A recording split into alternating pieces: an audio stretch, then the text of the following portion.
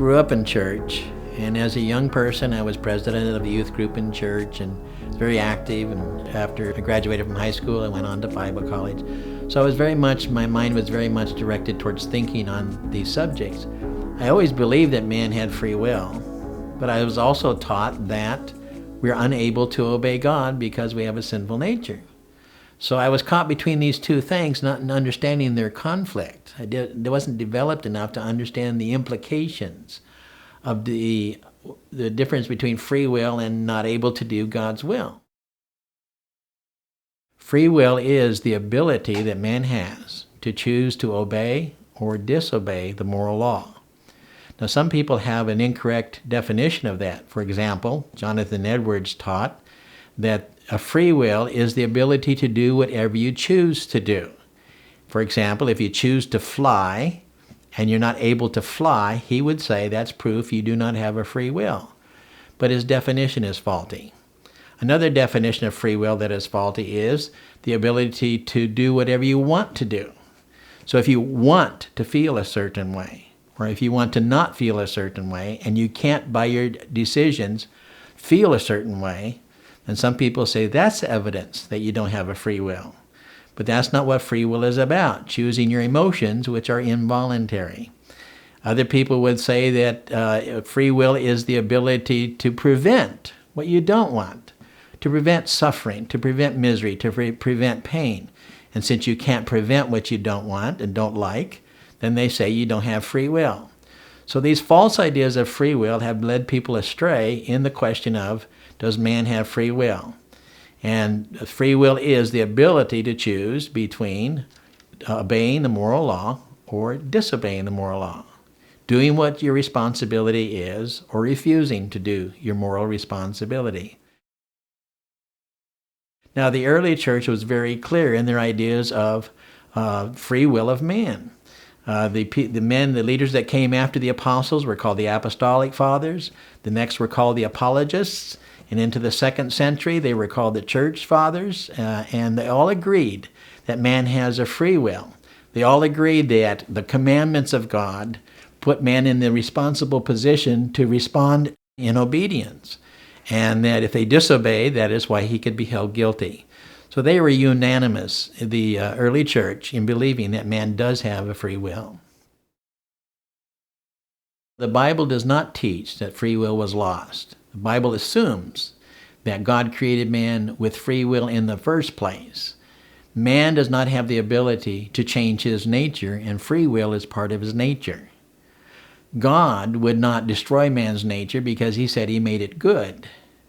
And the devil, he cannot change man's nature. He doesn't have the ability to create. So there's no possible way that he could lose part of his nature. God wouldn't do it. Man can't do it. The devil can't do it. So the way that God created man is the way that man has continued to be.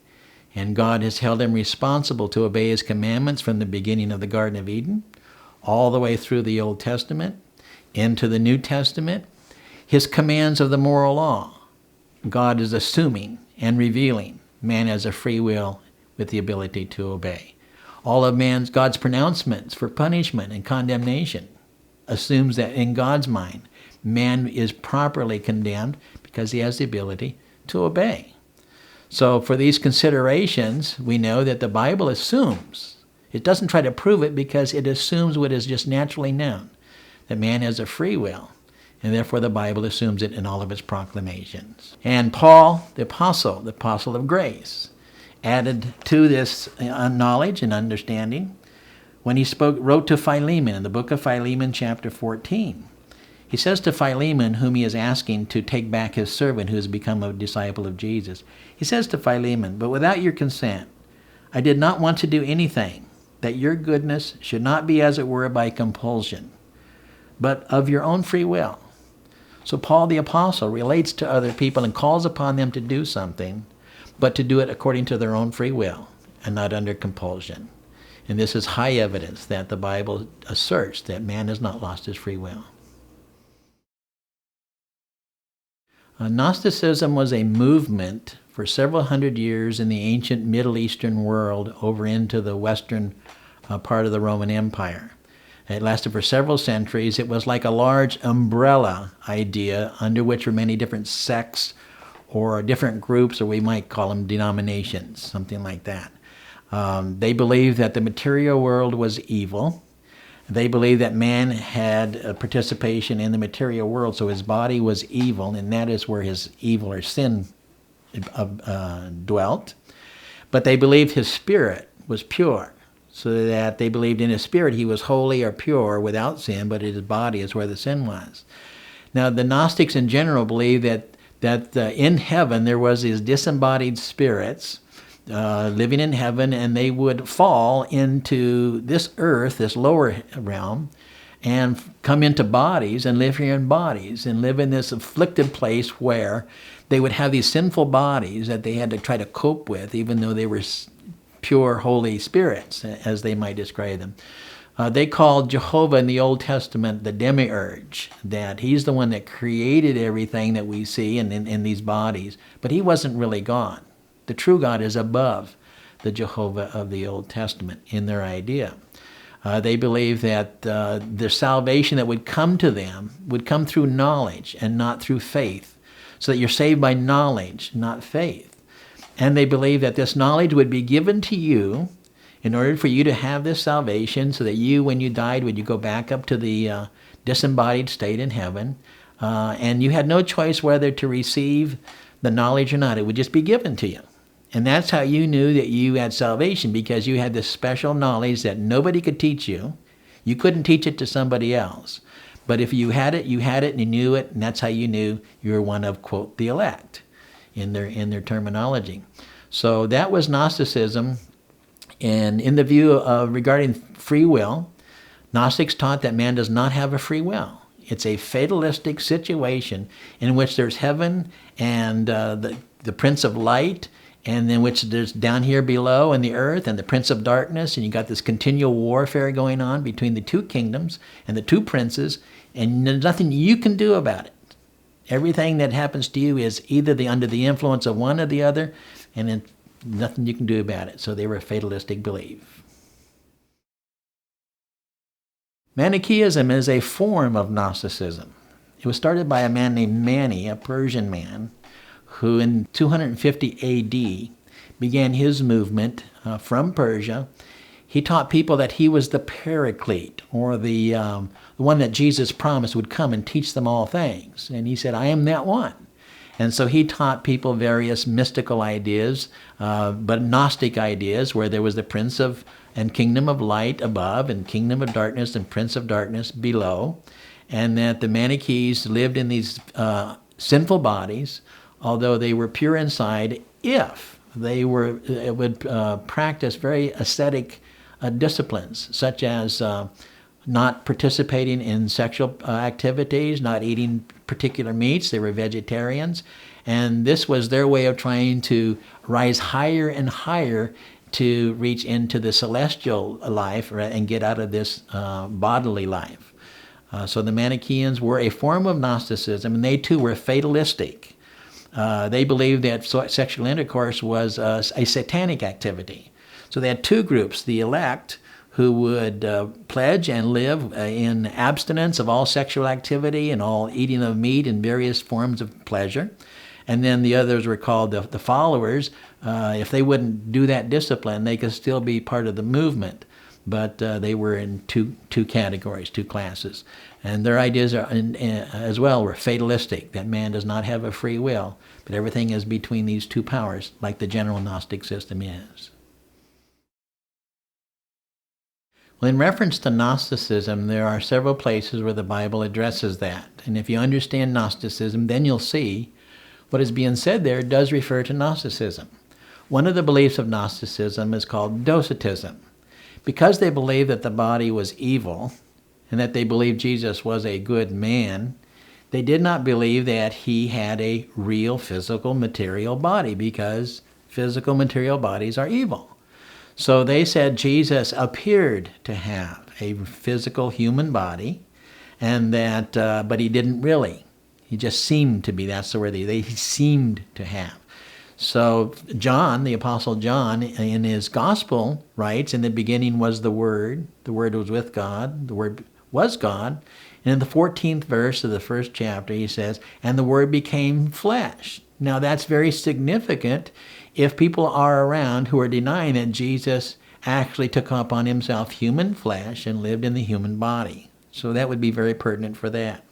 In John's first epistle, he also addresses this by what he says. For example, in the first chapter of 1 John, he says, what was from the beginning, what we have heard, what we have seen with our eyes, what we beheld and our hands handled concerning the word of life.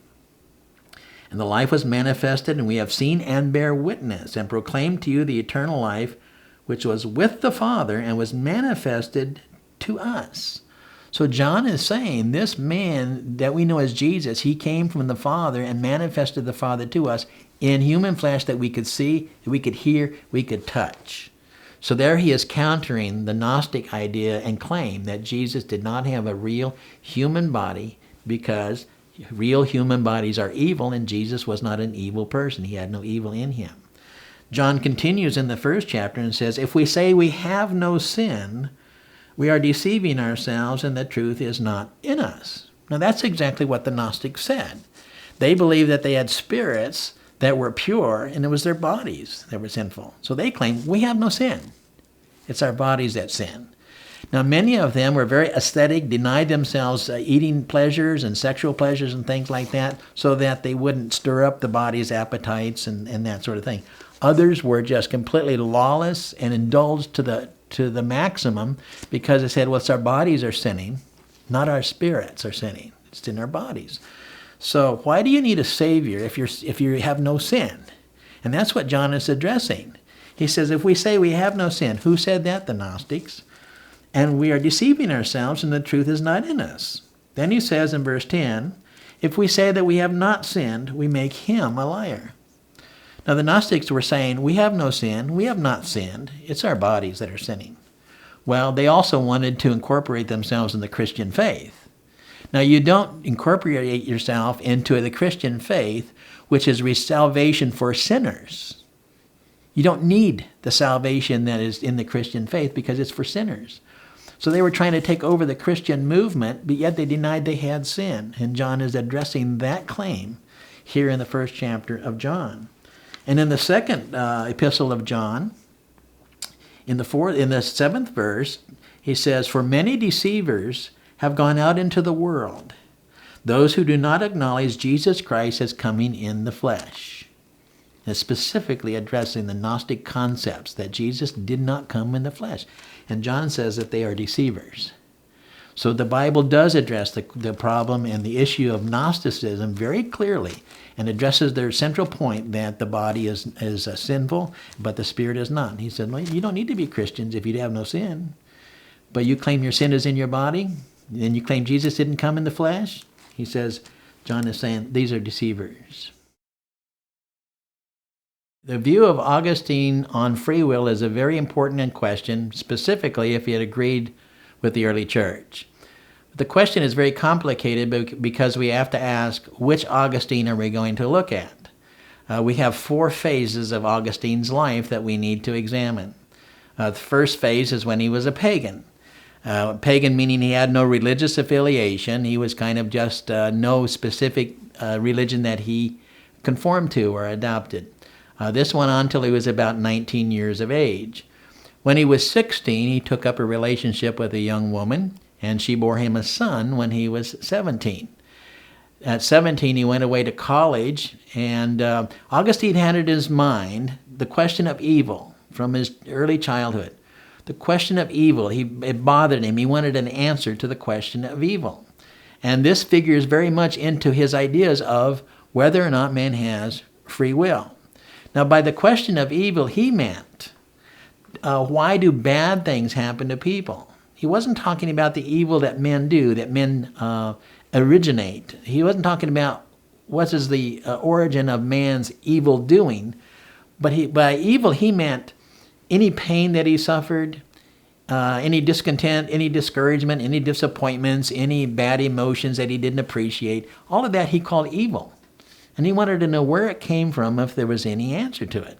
So when he was away at college, now we have a second phase where at college he became an adherent to the Manichaean religion. And the Manichaean religion, as we talked about, is under the umbrella of the Gnostic beliefs.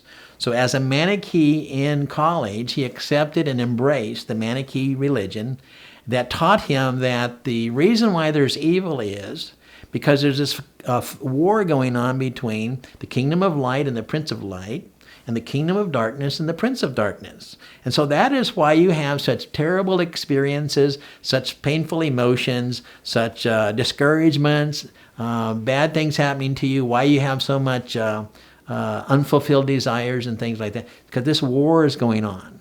And nothing you can do about it. So the cause and the source of evil is outside of you. There's nothing you can do about it. You have no free will to change it.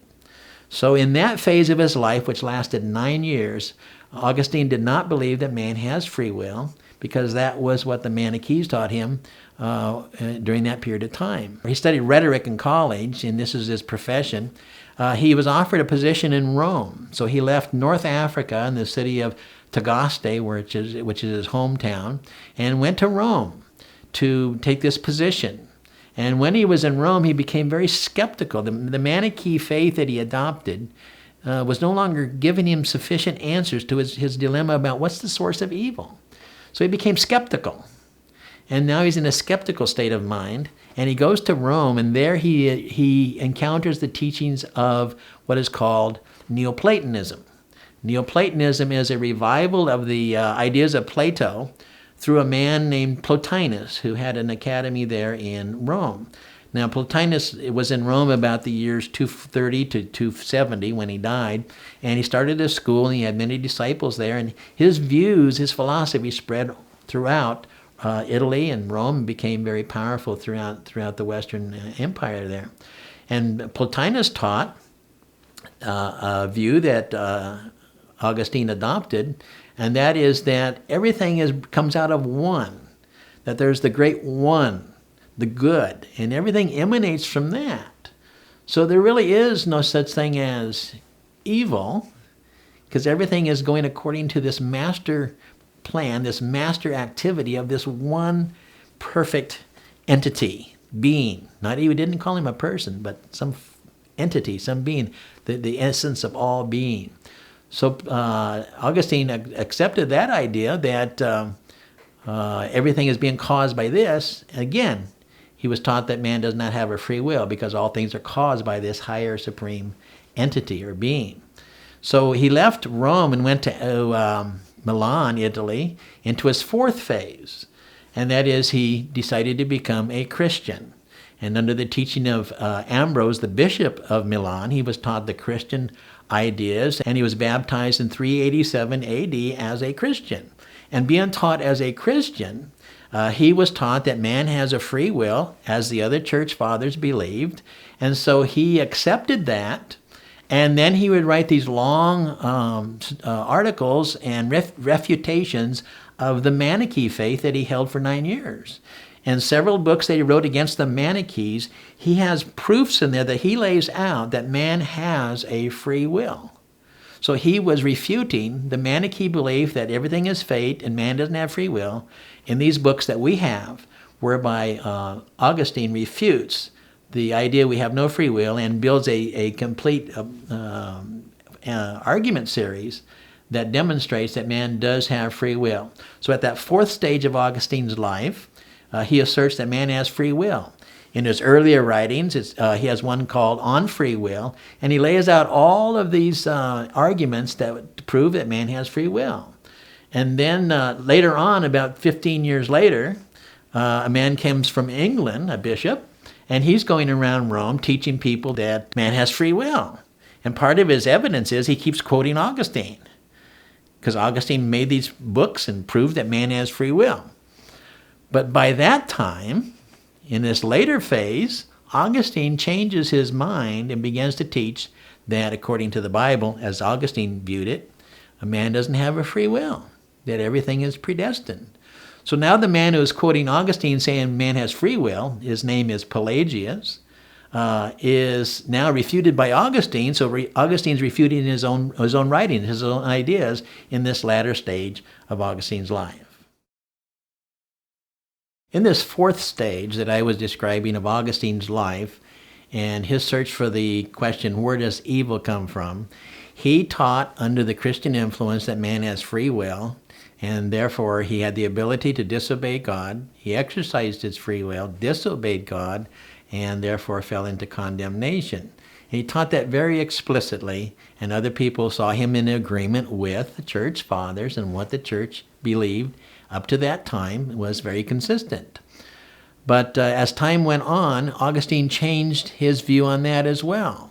And around 400 to 410 began to teach what is known as predestination. And that man sins not because he chooses to, but because God predestines what every man will do. He said things like, man goes to perdition because God decreed it, not because man chose anything. Or that man chooses to disobey and not believe God because God predestines. So that faith does not come as a result of a choice of man, but it comes as a result of God's predestination and imposing of that predestinating will of God. So Augustine eliminated the idea that man has free will when he had this change of view in his own theology. Now, why did he have this change of view? Because he had adopted the philosophy of Neoplatonism, which says that there is this one being at the core of everything, and that this one being is producing all of the activity, the world mind, and then the world soul, and then finally the material world. But it is all produced by this one being, and all this activity generates it to where it will eventually return to this one being. So everything is predetermined what will happen by the energy and activity of this one being. And Augustine took that paradigm, he called this one being God, and took the Christian scriptures and brought them together and combined them so that he was teaching Platonic philosophy and Christian theology combined. And many people at this time rejected his views. There was 18 bishops in the country of Italy who refused to accept Augustine's views, and they left and went east towards Constantinople because they would refuse to accept his ideas and considered him to be teaching false doctrine. 100 years after Augustine's death, the Second Council of Orange, a church council, met and they discussed Augustine's views, in particular his last days views, his last 25 years, where he taught that God predestines what will happen to every man, and man has no free will. And at that church council of Orange in 529 AD, they withdrew or took out Augustine's view on predestination as unacceptable to the Christian faith. And they rejected it. So many rejected it at the time he said it, and they rejected it officially at a church council in 529 AD. Another significant thing to know is that 4 years before Augustine died, he wrote a volume called Retractations, whereby he went back on his previous writings and analyzed them, and then he would make statements in this book whereby he would say, now my view is different than it was then. And in this book, he says that when he was teaching about man has free will and all those quotations that we can find, he says in this final volume that what he really meant was that the man that God created had free will. But after that man sinned, he lost his free will, and he passed on to all of his descendants the lack of free will. So we need to understand that Augustine changed his mind, and then later on he tells us what he really meant, which isn't what he said at all in the first place. So here is where you have confusion when you read Augustine, to where you can see him saying two contrary things, and thus you have a confusion. There are similarities between Gnosticism and Augustine's views. And the Gnosticism that influenced Augustine was the Manichaeism. And Manichaeism taught that matter is evil, And Augustine came to teach that our bodies are sinful, our physical material bodies are sinful. The Manichaeism taught that everything is fatalistic. We have no free will. Augustine taught that everything is predestined by God. We have no free will. The Gnostics taught that when we receive this special knowledge, we shall ascend to the city of light. And Augustine wrote a book called The City of God, and paralleled the concept of Manichaeism that there are two cities or two kingdoms. And Augustine wrote that there's a city of God and there's a city of man, just like the Manichaees taught that there's a city of light and the city of darkness. So we have those parallels that are important to see, that Augustine borrowed some of these influences from Manichaeism. Manichaees also taught that sexual intercourse was satanic.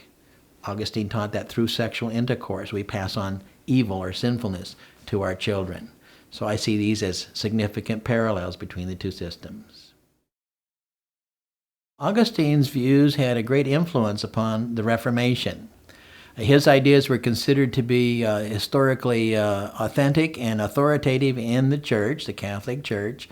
And when the time came for the Reformation, his views were considered to be the views that the Reformation went back to. So they were reforming the church. They changed forms. They changed the form of leadership, so where there was not a single pope, but that they took upon themselves the priesthood of the believers.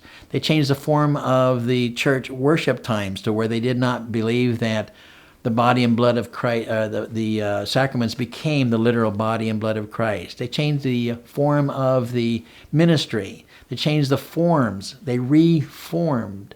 But they didn't touch Augustine's doctrine. Augustine had great influence upon the two major people of the Reformation, John Calvin and Martin Luther. John Calvin wrote several volumes of what he calls his Institutes, and he devoted it to the King of France. And the point of devoting it to the King of France is he wanted the King of France to try to believe that the reformers were the true Christians. And to try to demonstrate that, Calvin quotes Augustine over 100 times to try to demonstrate to the King of France that these reformers are not breakaways, but they're going back to the original, back to true Christianity. But Calvin went back to late Augustine when he denied free will. He went back to late Augustine that said everything is predestined by God, rather than to the earlier Christian Augustine who said man has free will and is responsible. So John Calvin was greatly influenced by Augustine and passed that influence on in his books called the Institutes. Martin Luther was greatly influenced by Augustine. Luther was a monk of the Augustinian order. So he was taught what Augustine had taught and been passed down through the order of the Augustinian monks. Martin Luther later in his life wrote a book called The Bondage of the Will. And in there he asserts that man does not have free will. Man has a will like a horse. And whoever sits in the saddle controls the horse. So if God is sitting in the saddle or the will of a man, then man will do what God commands him to and will obey because God is controlling his will. But if Satan is sitting in, quote, the will of man, then Satan will control his will. But man has no control over his own will.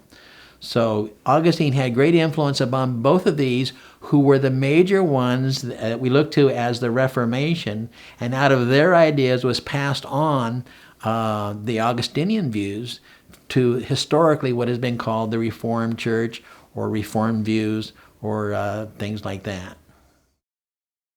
Does it really matter what Christians think about free will? We hear people say, well, my thing is just, I just love God and I'm not going to get involved in these doctrinal debates. But the question is, can you love God? Do you have the ability to love God? Can you choose to love God? And now you're faced with the exact question we've been discussing. Do you have the ability to do what you know God requires you to do? And now we're talking, does it matter that we have free will? Now, if it doesn't matter that we have free will, then nothing matters. If we don't have free will, then everything is determined or nothing matters. But if we do have free will, then we're responsible. If we don't have free will, then we're not responsible. If we have free will, then we're required to obey God. If we don't have free will, we're not obligated to obey God. Therefore, we're not obligated to love God. So as you can see, it does matter. Now, somebody was talking to me one day and said, I believe God predestines everything that happens. And I responded back and say, well, you know what? I believe that man has free will, and God predestined me to believe that. And he laughed. Now, if a person believes that God predestines everything, then it must be that God predestines for people to disagree on these subjects. So is God predestining some to believe a lie and others to believe the truth? And if it is so, then man doesn't have free will, but everything that man believes, whatever he believes, is what God would have him to believe. So our beliefs are determined by what we choose to believe, not what God predestines us to believe. As somebody once said, I believe in free will. I don't have a choice. And that's the actuality of this question about free will. Everyone knows we have free will. Otherwise, we wouldn't blame anybody for what they do because they couldn't avoid it. We wouldn't have courts of law. We wouldn't have law enforcement. We wouldn't have penalties. We wouldn't have punishments. God would not punish sinners because they didn't choose to sin. God would not reward saints because they didn't choose to be saints. We would all basically be trees or dogs or rocks without a free will. It does matter what we think about this question of free will because we are responsible for our choices, and therefore it matters. If the modern church were to investigate Augustine's view of free will, it would produce a radical change in what's called Christianity. If they were to re-examine and see his failure to understand man's true moral nature as God created him and the true consequences of sin, the modern church would begin to rise up and hold every human being responsible to obey God and would give no excuses for man's disobedience to God. Every man's character would be known to be true because he has chosen whether he obeys God or not. The humiliation that the church has suffered because of failure, moral failures in its leadership for so long, would come to an end because the church would rise up and hold every minister and church member accountable to obey God and love God with all of his heart, because they would know that the man could do that, and therefore he must do that. We would hold politicians accountable for their behavior and their character. We would hold fathers and men accountable for their behavior if we believed that every man could possibly obey God and had this free will. We would hold every woman and every mother accountable for how she raises her children. There would be this rise of accountability, and then there would be this rise of conviction over people's sin. And then there would be this humbling before God that they are responsible for their sins. And we would see an awakening that we've never yet seen before. These would be some of the things that would happen if the modern church would investigate the Augustinian views that had been passed to it and took a fresh view of it and saw it for what it really is. And that is, man does have the ability to obey God. And we would see a radical change. And so my views have changed as where I come to realize that my ability of free will means I can do everything God has commanded me. God would never command me to do something that is unjust or that I cannot do. So as my development of my understanding of free will happened, I began to realize that I could do everything God commanded me. Therefore, I could be responsible for all my decisions. Therefore, God's law was good. There was nothing wrong with his law. And the problem was with me if I did not obey God. What brought about the change in my understanding of free will is understanding the moral law of God. I was previously misunderstanding that God required me to have certain feelings, certain desires, to not have certain feelings, to not have certain desires. And so I thought I was obligated to have those, and when I didn't have those, I thought I was in disobedience. And that therefore, I couldn't do everything that God said I should do. But when I learned that the moral law only requires me to choose to love God, it doesn't require what my feelings will be. It doesn't require that I have certain desires, certain emotions, certain passions, things like that. It only requires me to make a choice to love Him first above all and love my neighbor as myself. When I understood that, then I understood what I had control of by my free will. And when I saw that, then I understood I could do that. Regardless of how I felt, or regardless of what I desired, I could obey God, and that's what made the difference. With this change of view and understanding correctly God's moral law and what it required, then in light of that, I saw my true character, and that I was disobeying God. I saw what I was responsible for, then I could properly examine whether I was fulfilling my responsibilities. And when I did that, I saw that I was not fulfilling my responsibilities. I was not using my free will to do what God commanded me to do. And therefore I became convicted of my sin and saw that God righteously should punish me because I had no excuse for sin. Now, the positive side to that is that when I saw I was responsible for all my sin, it was the first time in my life that I saw that I could repent of all of my sin. Since I was the cause of all my sin, I could be the one who stopped all of my sin. And that became the good news because I saw I could repent of everything and meet God's condition to forgive me. And that is, turn from all my sin, stop all my sin, and give myself to love Him with all my heart.